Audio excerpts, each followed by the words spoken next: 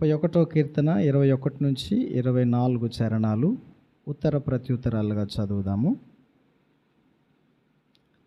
ప్రాకారము గల పట్టణములో యెహోవా తన కృపను ఆశ్చర్యకరముగా నాకు చూపించి ఉన్నాడు. ఆయన స్తుతి నొందును గాక.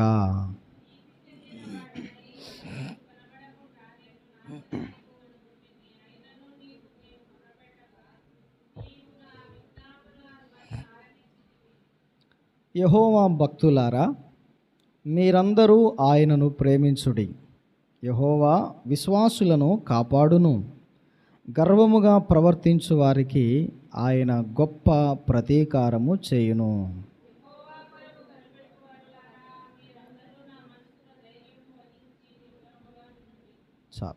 చిన్న మాట ప్రార్థన చేసుకుందాం.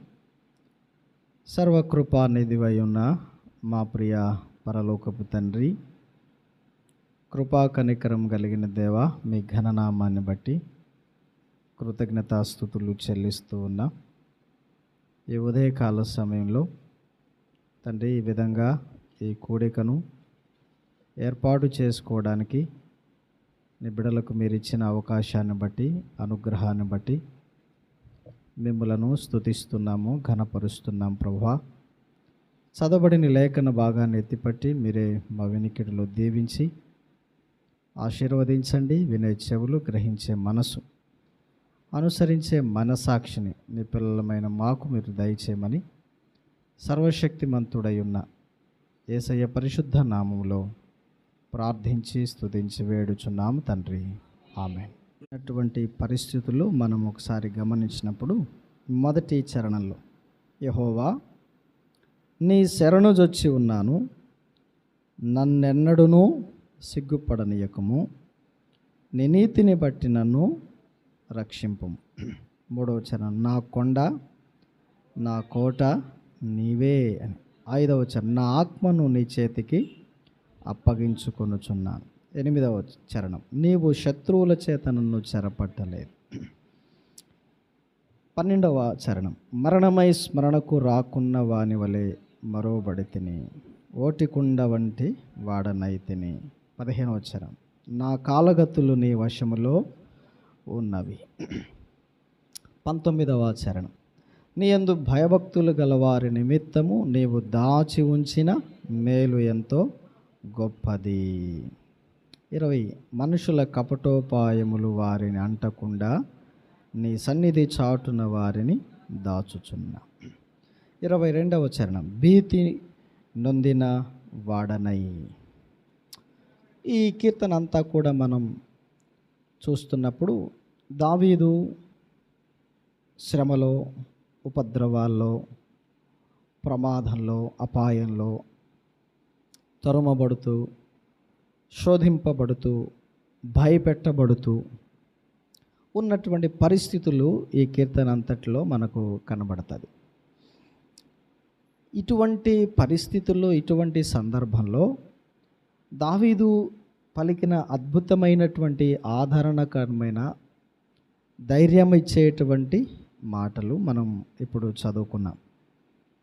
21వ చరణంలో ఉన్న ప్రాకారములు గల పట్టణాల్లో అన్న కదా. ప్రాకారము గల పట్టణం అంటే చుట్టూ ముట్టడి వేయబడిన పట్టణము, ఎటు వెళ్ళడానికి పోవడానికి వీలు లేనటువంటి పరిస్థితులు.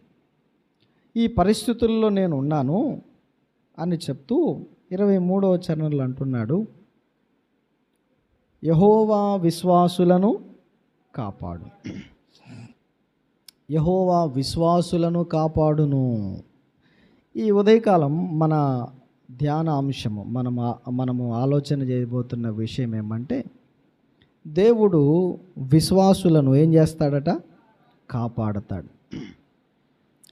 యెహోవా భక్తులారా, మీరందరూ ఆయనను ప్రేమించండి. ఆయనను ప్రేమించండి. ఎందుకంటే ఆయన తన యందు విశ్వాసం ఉంచినటువంటి వారిని, భయభక్తులు గల వాళ్ళను, విశ్వాసులైన వారిని ఆయన కాపాడుతాడు కదా, కాపాడుతాడు. అదే సమయంలో గర్వముగా ప్రవర్తించేవారు ఉంటారు. దేవునిని ప్రేమించేవారున్నారు, దేవుని విషయంలో అవిధేయులై గర్వించేవారుగా కూడా ఉన్నారు. గర్వించే వారికి ప్రతీకారం చేస్తాడట, అంటే ప్రతిదండన చేస్తాడు, శిక్ష విధిస్తాడు. తనను ప్రేమించే వారిని ఆయన కాపాడుతాడు.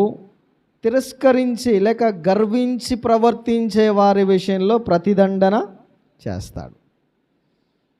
ఈ ఉదయకాలం మనం ఇలాగ కూడి రావడానికి కారణం ఏంటంటే, ఆయన యందు విశ్వాసం ఉంచిన మరి భక్తులకు లేకపోతే విశ్వాసులకు ఆయన అనుగ్రహించిన కాపుదలను బట్టి, ఆయన అనుగ్రహించిన రక్షణను బట్టి, క్షేమాన్ని బట్టి ఈ కూడిక మరి తమ్ముడు ప్రేమ్ కుమార్ కృష్ణవేణి వాళ్ళు ఏర్పాటు చేసుకున్నారు. వారి విషయంలో దేవుడు అనుగ్రహించిన కాపుదల, ముఖ్యంగా కుమార్తె మహిత విషయంలో ఆయన అనుగ్రహించిన కాపుదల, కొన్ని పర్యాయాలు భయాందోళనకరమైన పరిస్థితులు, కన్నీటిమయం వేదన, ఏం జరుగుతుందో అని కలవరపడినటువంటి పరిస్థితుల్లో వారు వ్యక్తిగతంగా సంఘముగా మనము చేసిన ప్రార్థన ప్రభు ఆలకించి తన యందు భయభక్తులు గలవారి, తన యందు విశ్వాసముంచిన వారి విషయంలో ఆయన కాపుదలను ప్రదర్శించాడు. పక్షవాయువు గలవాణ్ణి 4 వ్యక్తులు ఆయన దగ్గరకు మోసుకొని వచ్చినప్పుడు యేసు ప్రభు వారు అతనిని మోసుకొని వచ్చిన 4 విశ్వాసమును చూచి అతనిని స్వస్థపరిచాడు, అతనిని బాగు చేశాడు. కొన్నిసార్లు అంటే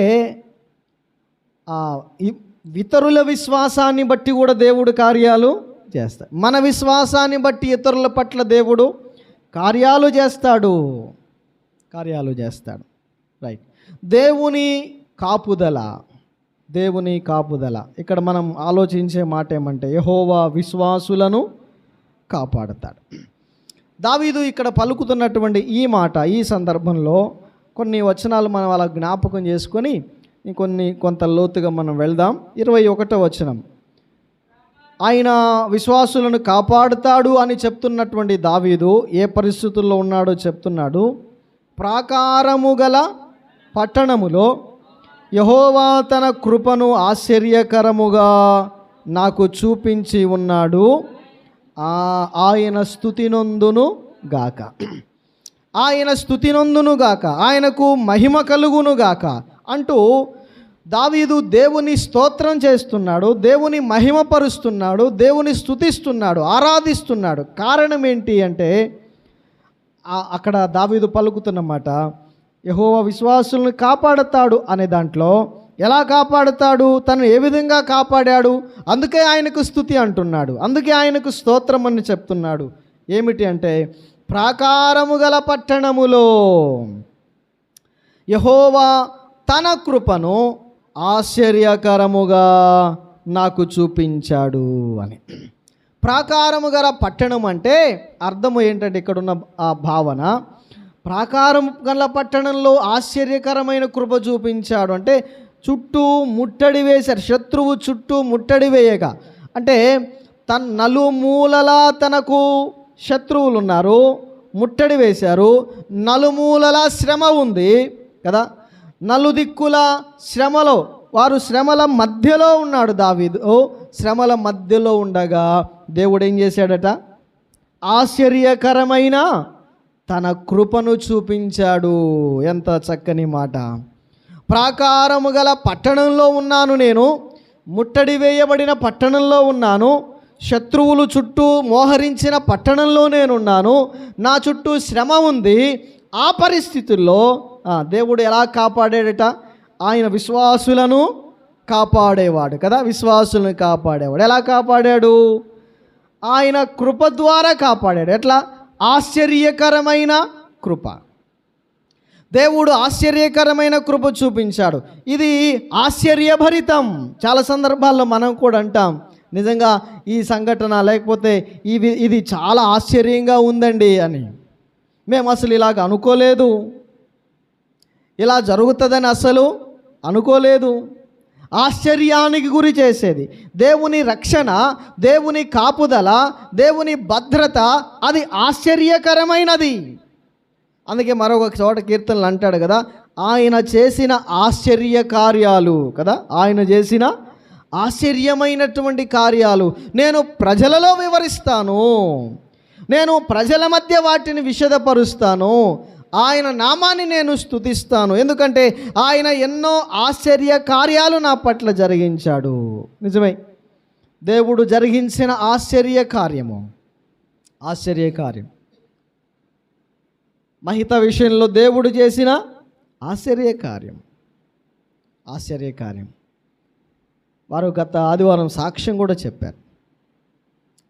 అంతేకాదు నిన్నటి వరకు కదా హాస్పిటల్లో ఉన్నారు. మళ్ళా సడన్ పరిణామం, ఆకస్మికమైనటువంటి పరిస్థితులు, చాలా ఆందోళన, వేదన. ఆ పరిస్థితుల్లో కూడా దేవుని కృప ఎంత అద్భుతం. దేవుడు తన ఆశ్చర్యమైన కృప చేత బిడ్డను కదా కాపాడు, మనలను ఆయన కాపాడేవాడు. యెహోవా తన యందు విశ్వాసం ఉంచే వారిని, తన విశ్వాసులను ఏం చేస్తాడు? ఆయన కాపాడేవాడు, ఆయన బాధ్యత. ఇదిగో దావీదు అంటాడు, శ్రమల మధ్యలో నేనున్నప్పుడు ఆశ్చర్యకరమైన తన కృపను నాకు ఆయన చూపించాడు, అందుకే ఆయన స్తుతి నొందునుగాక అన్నాడు. ఆయనకు స్తుతి కలుగునుగాక. మరో మాట చూద్దాం, 22వ వచనం. భీతి చెందిన వాడనై నీకు కనబడకుండా నేను నాశనమైతిననుకొంటిని. చూడండి, భీతి నొందిన వాడనై, భయపడిన వాడనై ఉన్నాను, భయములో ఉన్నాను. కొన్ని సందర్భాల్లో మనం కూడా చాలా భయభీతుల్లో ఉంటాం. భయం కదా, పరిస్థితులను బట్టి, ప్రమాదాన్ని బట్టి మనకేం కలుగుతుంది? భయం. ఏం చేయాలో ఏం తోచదు కదా, భయం. కొన్నిసార్లు భయపడి స్తంభించిపోయే పరిస్థితులు ఉంటాయి, భయపడి నిర్ఘాంతపోయే పరిస్థితులు ఉంటాయి, భయంలో కొన్నిసార్లు ఏమీ చేయలేక కుప్పగూలే పరిస్థితులు ఉంటాయి. కొన్ని సందర్భాల్లో భయంలో ఏం చేస్తున్నామో కూడా తెలియని సందర్భాలు ఉంటాయి. ఇదిగో దావీదు అంటాడు, నేను భయము నొందిన వాడనై, భయపడ్డాను, నేను భయపడి నీకు కనబడకుండగా నేను నశించిపోతానేమో అని అనుకున్నాను.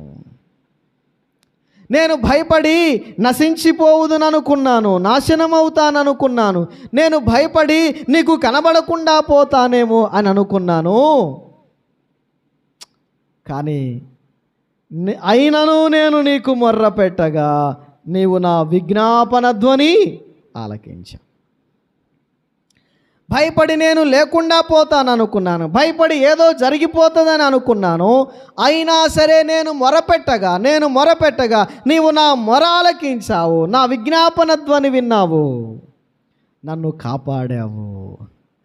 యెహోవా విశ్వాసులను చెప్పండి కాపాడేవాడు.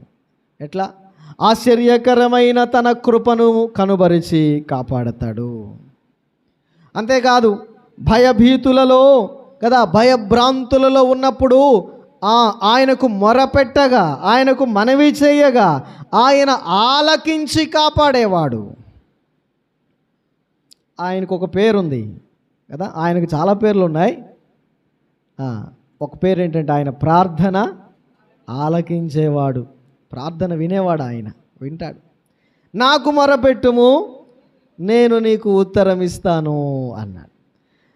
నేను భయభీతులలో భయము చెందినటువంటి వాడనై ఉన్నప్పుడు నీకు మొరపెట్టగా నా విజ్ఞాపన, నా ఆర్తధ్వని, నా ఆవేదన నీ విన్నావయ్యా, నాకు సహాయం చేసావయ్యా అని అన్నాడు కదా.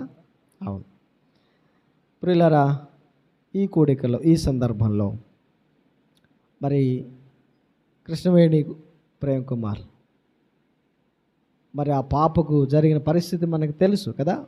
విన్నాం. ఆ భయంకరమైన ఇన్ఫెక్షన్ గాయమైనప్పుడు వారెంతో కన్నీటితో వేదనతో ఇలాగ జరిగిందన్న మహిత కొరకు ప్రార్థన చేయండి, సంఘములో చెప్పండి, ప్రార్థన చేయించండి. మనందరం ప్రార్థన చేశాం, అవునా? మనందరి విజ్ఞాపన ధ్వని ఆయన ఆలకించాడు. వారు కూడా కన్నీటితో ప్రార్థన చేశారు. ప్రార్థన ఆలకించే దేవుడు మొర విన్నాడు, ఆలకించాడు, విన్నపాలు విన్నాడు. వినేం చేశాడు? కాపాడాడు కదా.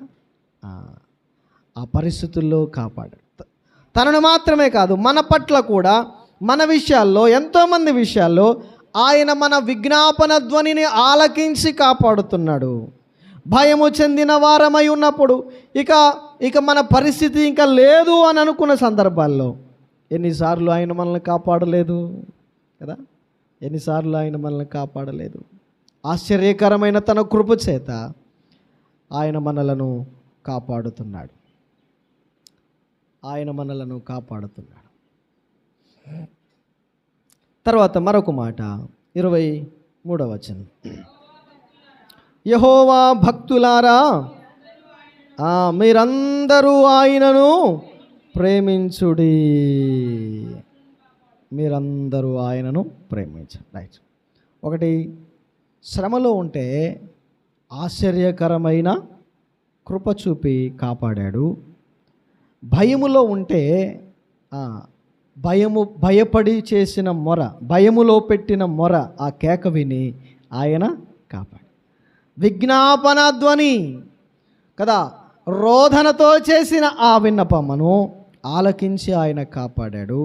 ఇదో ఇక్కడ మరొక మాట అంటున్నాడు, యెహోవా భక్తులారా మీరందరూ ఆయనను ప్రేమించండి, ఆయనను ప్రేమించండి. అప్పుడేం చేస్తాడు ఆయన? కాపాడతాడు. దేవుణ్ణి ఎవరైతే ప్రేమిస్తారో చెప్పండి, వాళ్ళని ఏం చేస్తాడు ఆయన? అంతే, వారిని కాపాడతాడు. మనము ప్రేమించే వారి కోసము చెప్పండి ఏమి చేయడానికైనా తెగించేవారిగా ఉంటాం కదా. అవును, మనము ప్రేమించే వారి కోసం త్యాగం చేస్తాం, తెగిస్తాం కదా, ధైర్యము చేస్తాం. అట్లయితే దేవుడు తనను ప్రేమిస్తూ ఉంటే వారి కోసం, దేవుడు తనను ప్రేమించే వారి కోసం ఆయన ఏం చేయడానికైనా సిద్ధపడ్డాడు. ఏం చేశాడు, ఏం చేస్తాడు, ఏం చేయగలడు అంటే ప్రేమించి తన ప్రాణాన్నే మన కోసం పెట్టేశాడు. ప్రేమించే వారి కోసం ఆయన తన ప్రాణాన్ని మరి సహితం ఇచ్చేశాడు. అంతగా ప్రేమించి మనలను కాపాడినవాడు, ఆయన మనలను భద్రపరిచేవాడు. మనల్ని కాపాడుటలో ఆయన ప్రమాదాన్నైనా, ఆయన నష్టాన్నైనా, వేదననైనా అనుభవించడానికి ఇష్టపడేవాడు. మనలను ప్రేమించేవారు కష్టపడకూడదని ఏం చేస్తుంటాం? మనం కష్టాన్ని అనుభవిస్తాం. చాలాసార్లు తల్లిదండ్రులు పిల్లల విషయంలో ఆలోచన చేస్తారు, మేము కష్టపడినట్లుగా మా పిల్లలు కదా, మేము పడిన ఈ కష్టాలు మా పిల్లలకు రాకూడదు. కారణం ఏంటంటే వారి మీద ఉన్న ప్రేమ. దేవుడు తనను ప్రేమించే వారిని ఆయన కాపాడుతాడు. రోమపత్రికలో కూడా మనం చూస్తాం 8:28లో అక్కడ దేవుడు తనను ప్రేమించే వారిని ఏం చేస్తాడట? ఆయన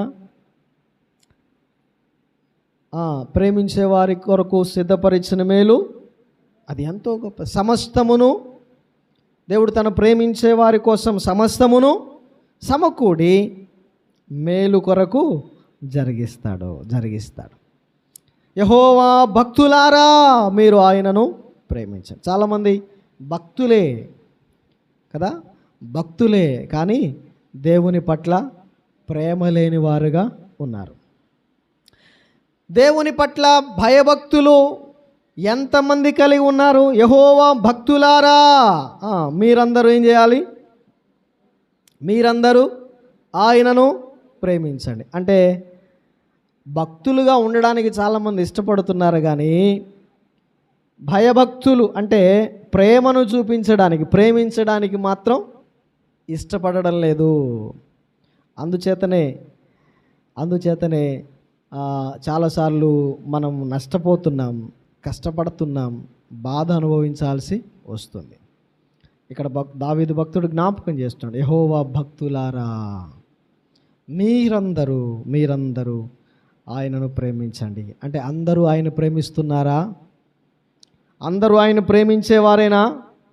లేదు, అందరూ ప్రేమించడం లేదు. అందుకే అందరూ ప్రేమించండి అని చెప్తున్నాడు. ఎవరు ఆయన ప్రేమించేవారు? ఊరికే పెదవులతో దేవుడిని ప్రేమిస్తున్నానండి, నేను దేవుడు అంటే నాకు చాలా ఇష్టం. కొంతమంది అంటుంటారు, దేవుడు అంటే నాకు చాలా అభిమానం అండి, చాలా ఇష్టం అండి, గౌరవం అండి అంటుంటారు. మరి దేవుని ప్రేమించేవారమైతే యేసుప్రభు వారు ఒక మాట అన్నాడు. ఏమంటే, మీరు కనుక నన్ను ప్రేమించేవారైతే, యోహాను సువార్తల్లో 14వ అధ్యాయం, మీరు నన్ను ప్రేమించేవాడైతే, ఒకడు నన్ను ప్రేమిస్తే వాడేం చేస్తాడు? నా ఆజ్ఞలు గైకొంటాడు. నన్ను ప్రేమిస్తే నా మాట వింటాడు కదా.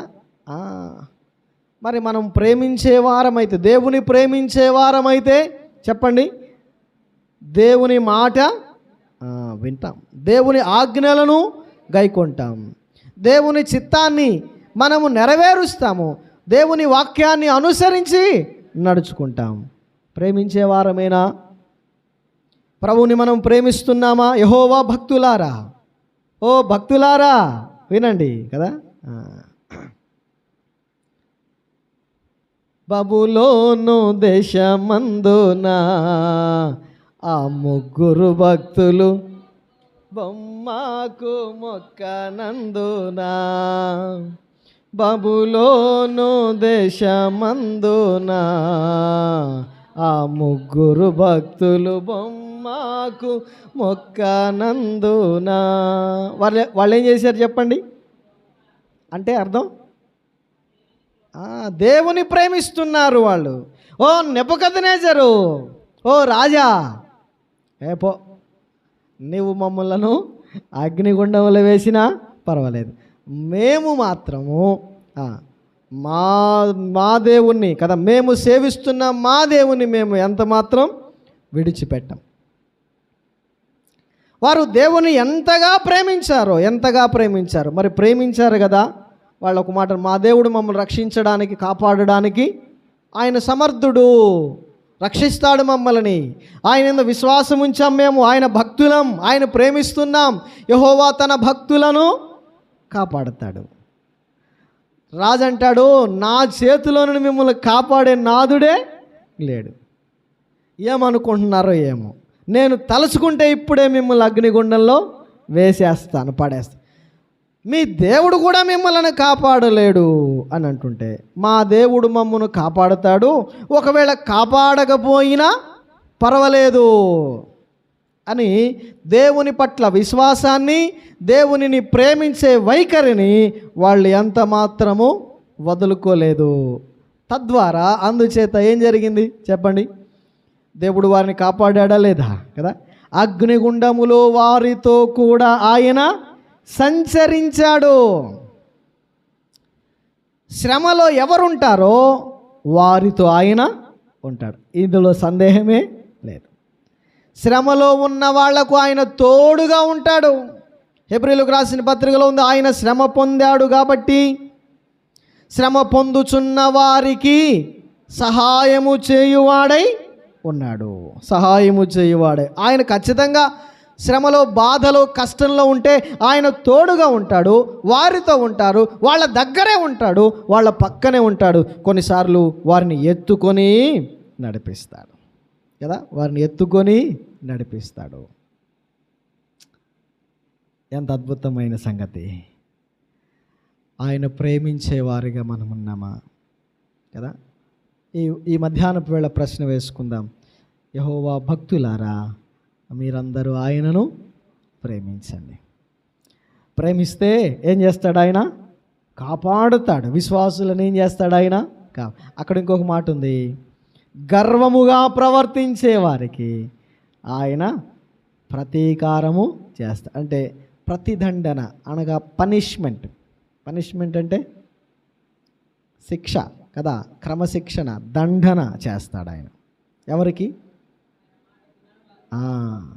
ప్రేమించే వారిని ఆయన కాపాడుతాడు.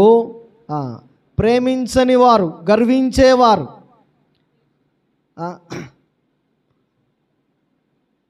కొన్ని సందర్భాల్లో మనం చాలాసార్లు మొత్తుకుంటూ ఉంటాం కదా, ఆరాధనకు రండి, మానకండి, సమయానికి రండి, ఆలస్యంగా రాకండి, క్రమకూడికలకు రండి కదా.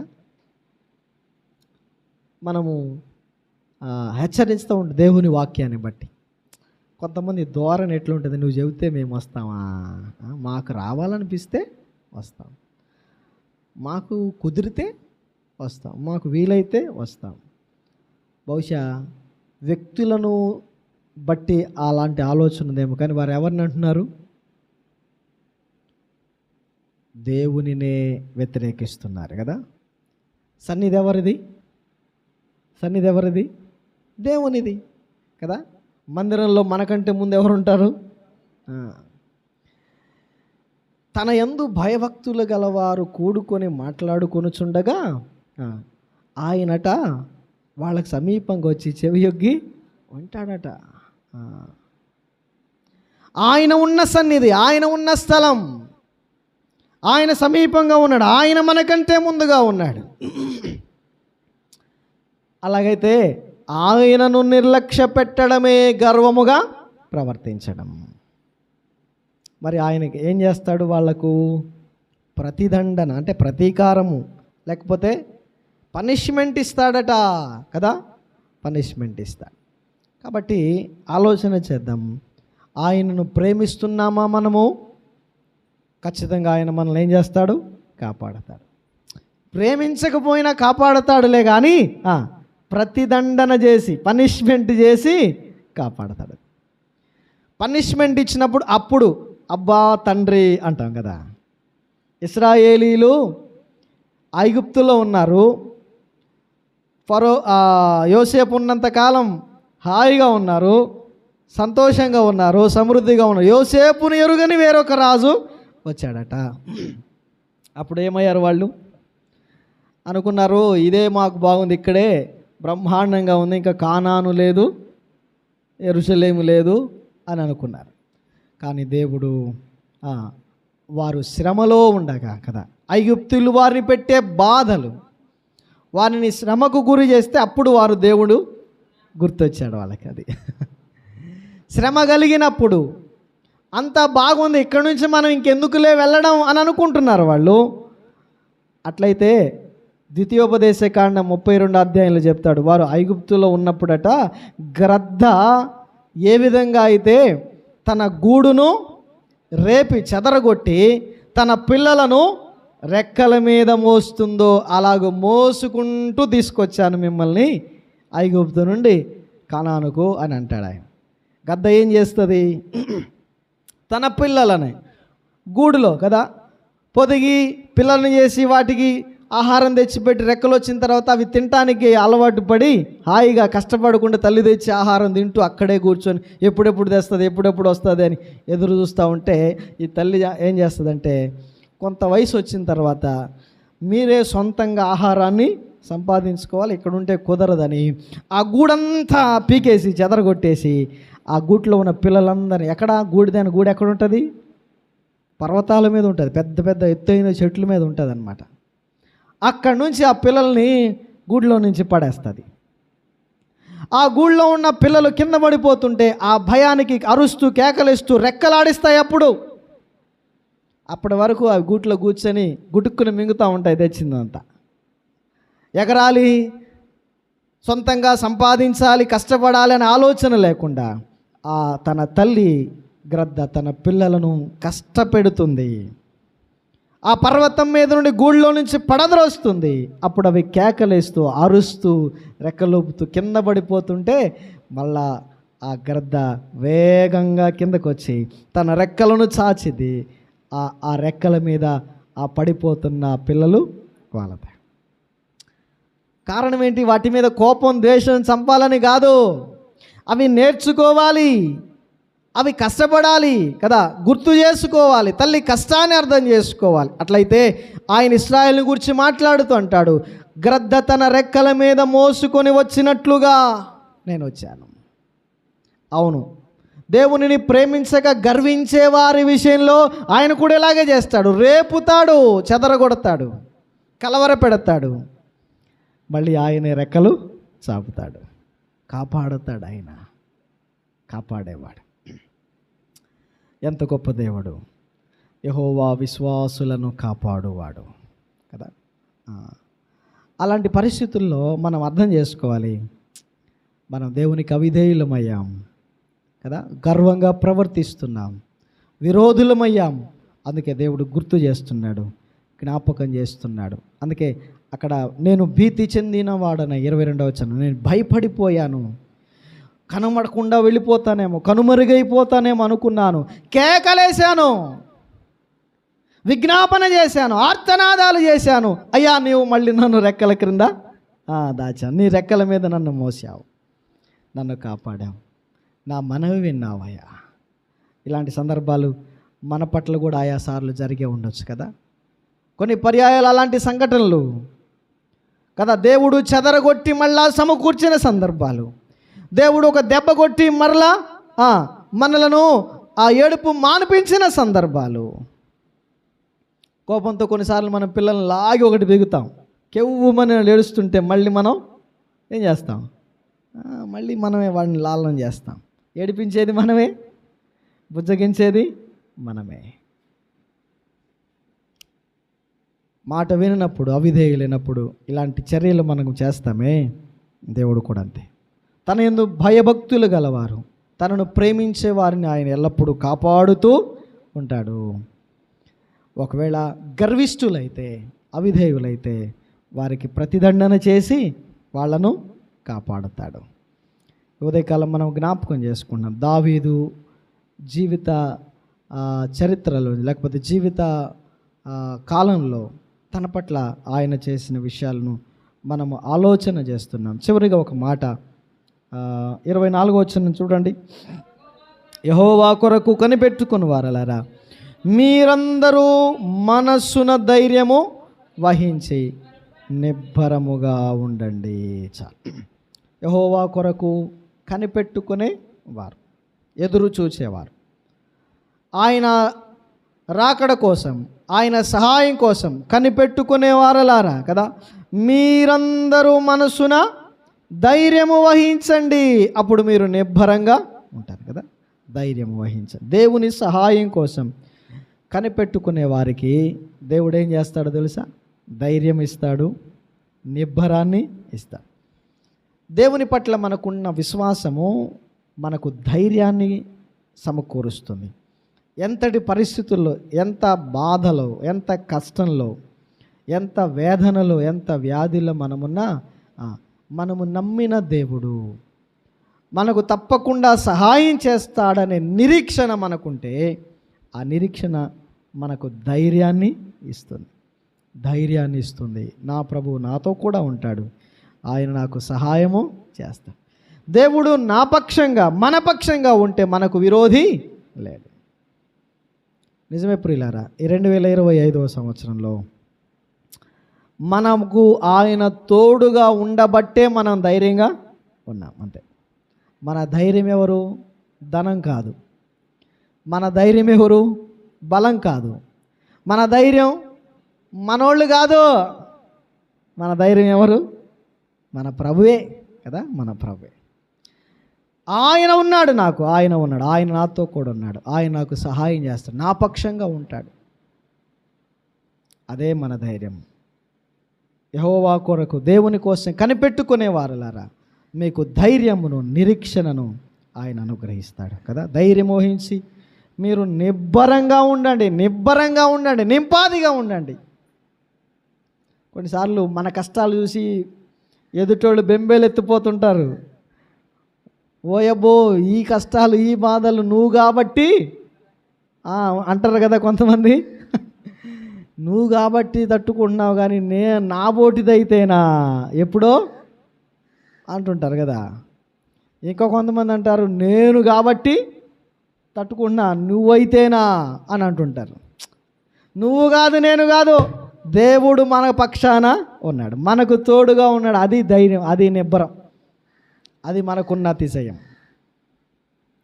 ఆఖరిగా ఒక మాట నేను మీకు జ్ఞాపకం చేసి ముగిస్తాను.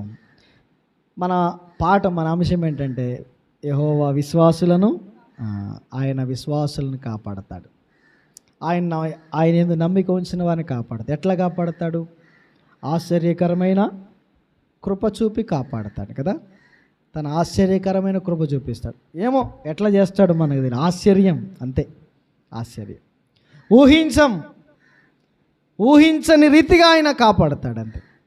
రెండవది, ఆయన ఎట్లా కాపాడతాడు? మనము భయపడిన సందర్భాల్లో మొరపెట్టగా ఆయన ఏం చేస్తాడు? ఆలకించి కాపాడుతాడు కదా. ఆలకించి మన కేక విని ఆయన చేయి చాపుతాడు, అంతే. ప్రభువా అనే కేక విని ఆయన చేయి చాపుతాడు. రక్షింపక కాపాడకుండా ఉండేందుకు ఆయన చేయి కురచ కాదు అని కదా యెషయా గ్రంథంలో. ఆయన చేయి కురచ కాదు, తప్పనిసరిగా ఆయన కాపాడు. నా ప్రభువా, నా ప్రభువా కదా, నా దేవా, నా దేవా అని కేక వేస్తే ఆయన చెయ్యి చాచకుండా ఉండేవాడు కాదు. దావీదు కుమారుడా మమ్మను కనికరించుమని కేక వేస్తే ఆయన దాటిపోయేవాడు కాదు. అంతేనా? కేకలేస్తున్నాడు గుడ్డివాడు, కేక వేస్తే మొర పెడితే ఆయన ఆగిపోయాడు, అంతే. కాపాడకుండా, వాళ్ళ మనవి వినకుండా దాటిపోలేదు ఆయన, దాటిపోనివాడు. మాత్రమే కాదు, ప్రేమించేవారిని కదా ఎట్లా యెహోవా విశ్వాసుని ఎట్లా కాపాడుతున్నాడు? ఆశ్చర్యమైన కృప చేత, అలాగే ఆ విజ్ఞాపన ధ్వని చేత. మూడవది, ప్రేమించుట చేత కదా, దేవునిని ప్రేమించుట చేత. తర్వాత నాలుగవది, ఆయన సహాయం కొరకు కనిపెట్టుట చేత. ఇక చివరిగా ఐదవ మాట నేను జ్ఞాపకం చేసి ముగిస్తాను. ఆయన ఏం చేస్తాడు? విశ్వాసులను ఎప్పటి వరకు కాపాడతాడు? కొన్నిసార్లు అంటుంటాం, పెద్దవాళ్ళు అంటుంటారు, మేమున్నంతకాలం ఎట్టగొట్ట మీకేమి రాకుండా, మీ మీదకి ఏమి రాకుండా, మీకేమి జరగకుండా మేము చూసుకుంటూ ఉంటాం, కాపాడుతూ ఉంటాం. మేము పోయిన తర్వాత ఏంటి మీ పరిస్థితి? అవునా? అరే మేము ఉన్నంతకాలం మీకేం పర్వాలేదు, లోటు లేదు, మరి మేము పోయిన తర్వాత, దాటిపోయిన తర్వాత మీ పరిస్థితి ఏంటి అని. అట్లయితే మనుషులు ఎవరు కాదు. చూడండి ఒక మాట, పేతురు తన పత్రికలు రాస్తూ, మొదటి పత్రిక 1వ అధ్యాయం వచనం 5.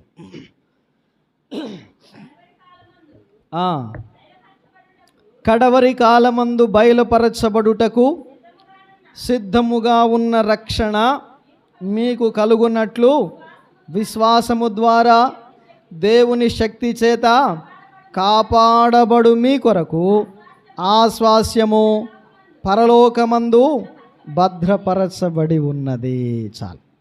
ఇక్కడ పేతురు సంఘానికి వ్రాస్తూ జ్ఞాపకం చేస్తున్నాడు ఏమంటే, కడవరి కాలంలో బయలుపరచబడబోయే ఆ రక్షణ మీకోసం సిద్ధంగా ఉంది అని చెప్తున్నాడు. అంటే కడవరి కాలం అంటే అర్థం ఏంటంటే, ప్రభువు యొక్క ప్రత్యక్షతను గూర్చి, లేకపోతే ఆయన రాకడను గూర్చినటువంటి సంగతిని ఎత్తిపడుతున్నాడు. కడవరి కాలంలో బయలుపరచబడబోయే రక్షణ అంటే దేహ విమోచన. రోమీలకు రాసిన పత్రికలో ఆ మాట మనం చూస్తాం. ఆయన ప్రత్యక్షమైనప్పుడు మనము దేహములో ఏమవుతాం? విమోచించబడతాం. అంటే మన దేహము మార్పు చెందుతుంది అక్షయ దేహంగా. రక్షణ గురించి మనం చాలాసార్లు చెప్పుకున్నాం. 3 విధాలుగా జరుగుతుంది. ఆత్మరక్షణ, అనుదిన రక్షణ, దేహ రక్షణ కదా. అంటే దేహ విమోచన, ఆత్మ విమోచన జరిగింది. అనుదినము మనము విమోచింపబడుతూ ఉన్నాము. ఒక దినాన మనము దేహము నుండి కూడా విమోచింపబడతాం. క్షయమైపోయే ఈ శరీరాన్ని విడిచి అక్షయమైన శరీరాన్ని ధరించుకుంటాం, మార్పు చెందుతాం. అదే కడవరి కాలంలో బయలుపరచబడబోయే రక్షణ, అదే సిద్ధంగా ఉంది. మరి అప్పటి వరకు, ప్రభువు ప్రత్యక్షమయ్యే వరకు, ఆయన రాకడ వరకు, దేహ విమోచన జరిగేంత వరకు ఏం జరుగుతుందట? అప్పటి వరకు విశ్వాసము ద్వారా దేవుని శక్తి చేత కాపాడబడుతూ ఉన్నాం. దేవుని శక్తి చేత విశ్వాసము ద్వారా ఏమవుతున్నామట? కాపాడబడు మీ కొరకు అన్నాడు. అట్లయితే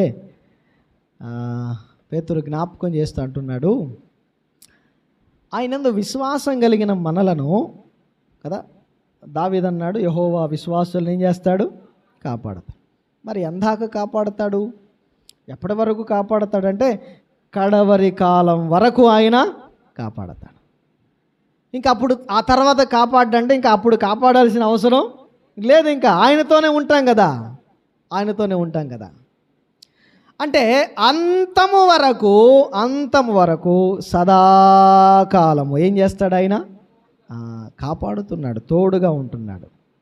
కడవరి కాలములో ప్రత్యక్షపరచబడే రక్షణ కొరకు, మనం పొందబోయే రక్షణ వరకు ఈ భూలోకంలో ఉన్నంతకాలం అనుదినము ఆయన మనలను కాపాడుతూనే ఉన్నాడు.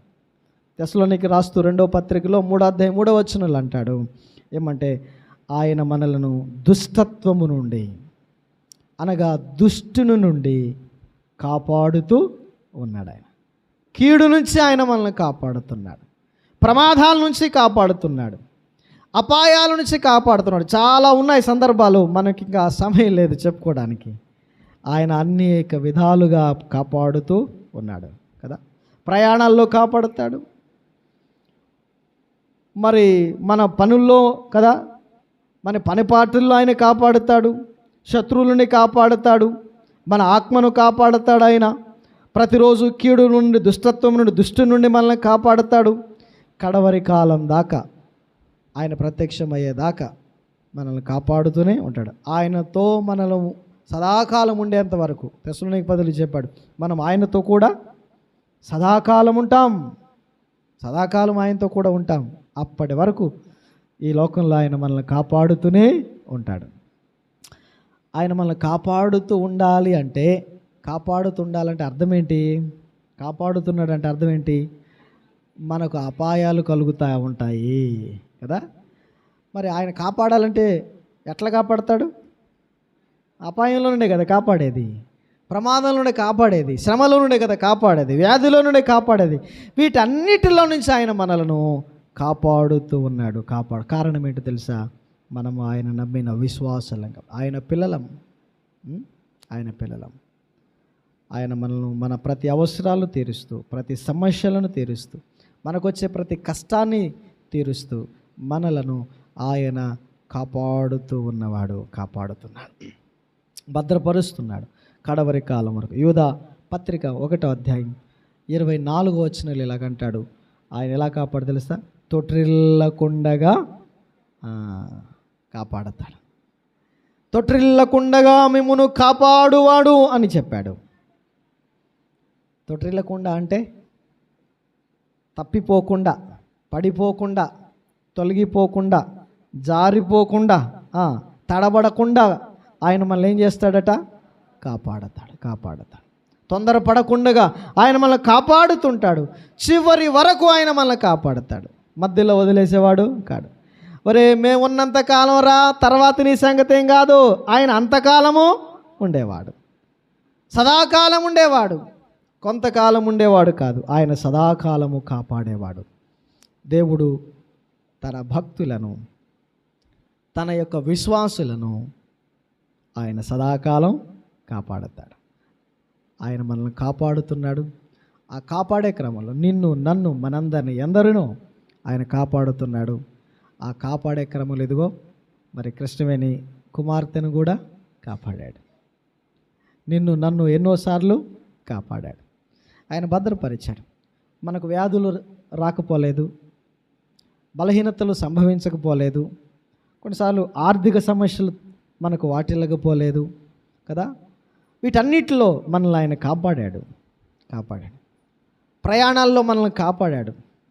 యాకోబు అంటాడు, నేను వెళ్ళే మార్గమంతటిలో నాకు ఆయన తోడై ఉండి నన్ను కాపాడి మరలా నన్ను ఈ స్థలానికి తీసుకొని వస్తే అంటాడు కదా. ఆయన కాపాడేవాడు, మన మార్గంలో మనకు తోడుగా ఉంటాడు, మనతో ఉండి ఆయన మనల్ని నడిపించేవాడు, భద్రపరిచేవాడు. మన కొరకు మనల్ని కాపాడడం కొరకు ఆయన ఎంత కష్టాన్నైనా అనుభవించడానికి ఇష్టపడినవాడు. మనల్ని కాపాడడానికి ఆయన ఎంత బాధనైనా నష్టాన్నైనా అనుభవించడానికి ఇష్టపడినవాడు. అంతగా ఆయన మనల్ని ప్రేమించాడు. ఒక్క మాట అన్నాడు ఆయన, నన్ను ప్రేమించండి కదా. ఆయన ఇంతగా మనల్ని కాపాడుతున్నాడు కదా, ఇంతగా మన పట్ల ప్రేమ చూపిస్తున్నాడు కదా. కష్టపడి పిల్లలకు కష్టం తెలియకుండా పెంచాలని పిల్లల విషయంలో శ్రద్ధ వహించిన తల్లిదండ్రులకు ఒకానొక రోజున పిల్లల ద్వారా ఎదురయ్యే పెద్ద కష్టం ఏంటో తెలుసా? తల్లిదండ్రులను నిర్లక్ష్య పెట్టడమే కదా. ఒకానొక రోజు వాళ్ళు అడుగుతారు, నన్ను ఎందుకు కన్నావు అని అడుగుతారు కదా. గుండెలు పగిలేలా రోధించేలా ఏడ్చే సందర్భాలు. కానీ పెంచి పోషించి విద్యాబుద్ధులు నేర్పించి ఉద్యోగస్తులను చేసి వివాహాలు చేసి కుటుంబాలుగా చేస్తే ఈ రోజున వారిని కదా అన్న మాటలకు వారు అనుభవించే వేదన ఎట్లుంటుందో, ఒకవేళ అలాంటి పరిస్థితుల్లో ఉంటే ఈనాడు అనుభవిస్తున్న తల్లిదండ్రులకు ఆ బాధ అర్థమవుతుంటే, పరమ తండ్రి, పరలోకపు తండ్రి ఇంతగా మాట్లాడుతూ, ఇంతగా ప్రేమిస్తూ, ఇంతగా కాపాడుతున్నటువంటి దేవుణ్ణి గర్వంగా ప్రవర్తించి తిరస్కరించి ఆయన సన్నిధిని ధిక్కరించి నడిస్తే ఆయన గుండె, ఆయన హృదయం ఎంతగా వేదనకు గురవుతుందో కదా. నీ కొరకు నేను ఇంత చేస్తున్నాను, నా కొరకు ఏం చేస్తావు? ఇంతగా నేను నిన్ను కాపాడుతున్నానే, నీ దగ్గర నుంచి నేను కోరుకునేది ప్రేమే కదా ప్రేమ. ఆ తల్లి అంటది, అమ్మా అనే పిలుపు, నాన్న అనే పిలుపు కదా. ఏ ముసలిదానా ముసలోడు అంటుంటారు పెద్దోళ్ళు అయినా కదా. గుండెలు పగిలే. ఒకవేళ ప్రభువు కూడా మన విషయంలో అట్లాగా వేదన చెందుతున్నాడేమో, బాధపడుతున్నాడేమో కదా. ఎందుకు మనం ఆలోచించకూడదు అట్లా? ఆయన సన్నిధిని నిర్లక్ష్య పెట్టి నిర్లక్ష్యంగా లేకపోతే ఆయనకు విరోధంగా మనము చేసినటువంటి ప్రవర్తిస్తున్న తీరు ఆయన అంతగా క్షోభకు, బాధకు, దుఃఖానికి గురి చేస్తుందేమో. ఎందుకు మనం ఆలోచించకూడదు? ఈ కూడికలో ఈ సందర్భంగా మనం ప్రభువుని సంతోషపెట్టేవారే, ప్రభువుని ప్రేమించేవారిగా ఉంటే ఎంత మేలు. ఆయన ఇంతగా మనల్ని కాపాడుతున్నాడు కదా. మనం ఆయన ప్రేమించి, ఆయన మాట విని, ఆయన ఆజ్ఞ గైకొని, ఆయన సన్నిధికి వచ్చి ఆయన ఆరాధిస్తే ఇంక అంతకంటే ఆయనకు మనం కలిగించే సంతోషం, ఆనందం ఏముంటుంది చెప్పండి? కనుక ఈ దినం ఒకవేళ ఎవరైనా ప్రభువుని ప్రేమించక కదా గర్వముగా ప్రవర్తించితే, ఆయన ముఖం మీద తన్నినట్లుగా, ఆయన లెక్క చేయనట్లుగా ప్రవర్తిస్తుంటే ప్రభు ఎంతో బాధపడుతున్నాడు. పరిశీలించుకుందాం. ప్రభువా, నేను ఇంకెప్పుడు అట్లా చేయనయ్యా, నీ సన్నిధి నేను నిర్లక్ష్య పెట్టనయ్యా, తప్పకుండా నేను నీ సన్నిధికి వస్తాను, సమయానికే వస్తాను, ఖచ్చితంగా వస్తాను, నేను ప్రేమిస్తాను, నీ మాట వింటాను, ఈ కూడిక ద్వారా నీవు నాతో మాట్లాడావు అని మీ హృదయాల్లో ఒక సమర్పణ, ఒక తీర్మానం కలిగి ఉంటే ఎంత మేలు. దేవుడు సంతోషిస్తాడు. ఈ కూడిక ద్వారా ఈ కుటుంబము మరి ప్రేమకుమార కృష్ణవేణి వారి విషయంలో దేవుని కాపుదల కదా, వారి బిడ్డల విషయాల్లో దేవుని కాపుదల ఎంత ఉన్నతంగా ఉంది. నిజమే, దేవుని సహాయం లేకపోతే మనమేం చేయలేం. డాక్టర్లు అంటారు, మేము చేయాల్సింది మేము చేస్తాం, మేము చేయగలిగినంత వరకు చేస్తాం, ఇంకా మిగతా దేవుడు చేయాలి. అందుకే మనుషులకు అసాధ్యమైనది ఎవరికి సాధ్యం? డాక్టర్లకు అసాధ్యమైతే పరమ వైద్యుడు, పరమ డాక్టరు ఆయనకు సాధ్యమే కదా. ఇంతగా ఆయన సాధ్యపరచగలిగిన కార్యాలు మన విషయాల్లో ఆయన చేస్తూ ఉంటే మనం ఆయన నిర్లక్ష్య పెట్టక ఆయన ప్రేమించి ఆయన సంతోషపెట్టే వారిగా మనం ఉందాం. ప్రభు ఈ తలంపులు మనందరి వెనుకల్లో దీవించునుగాక. ఆమె తల వంచుదాం, ప్రార్థన చేద్దాం. దయగలిగిన మా తండ్రి, పరిశుద్ధుడవై ఉన్న మా ప్రభువా, సర్వాధికారివి, సర్వశక్తిమంతుడవు, సర్వజ్ఞుడవు, మహోపకారివి, మీ ఘనమైన నామాన్ని బట్టి నిండు మనసుతో కృతజ్ఞతాస్తుతులు చెల్లిస్తూ ఉన్నాం ప్రభువా. మరి ఈ దినం తమ్ముడును ఈ వీడియో మీకు నచ్చినట్లయితే లైక్ చేయండి మరియు షేర్ చేయండి. సబ్స్క్రైబ్ చేయడం మాత్రం మర్చిపోకండి. సబ్స్క్రైబ్ బటన్ పక్కనే ఉన్నటువంటి గంట సింబల్ కూడా మీరు నొక్కండి. అప్పుడు మాత్రమే మేము అప్లోడ్ చేసే ప్రతి కొత్త వీడియో నోటిఫికేషన్ ద్వారా మీకు అందుతుంది. Thank you for watching.